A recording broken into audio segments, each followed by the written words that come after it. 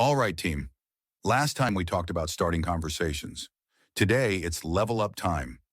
How do you keep a conversation going and actually connect with people? Yeah, sometimes I say, "How are you?" And then it's awkward. I'm like, "What now?" Same.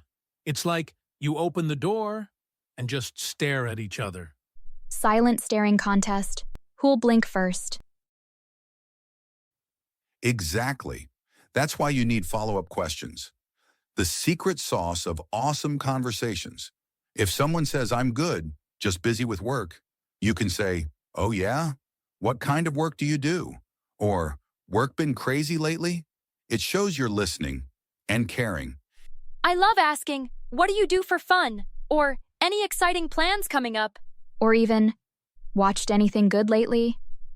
People love talking about movies and shows. What's your dream vacation spot? Boom! Instant smiles. And hey, if you're stuck, throw in something playful like, if you could have any superpower, what would it be? Or, pineapple on pizza, yes or no?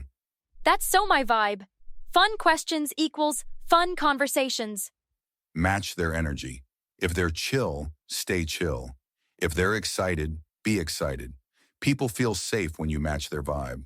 So it's not just asking questions, it's feeling their rhythm too. Exactly. It's like dancing, not an interview. All right, friends. Today we learned ask about their world, not just yes/no stuff. Make it light and playful, mirror the vibe, and boom, real connection. Next time, we'll dive into how to politely exit a convo without feeling awkward. See you soon, modern communicators.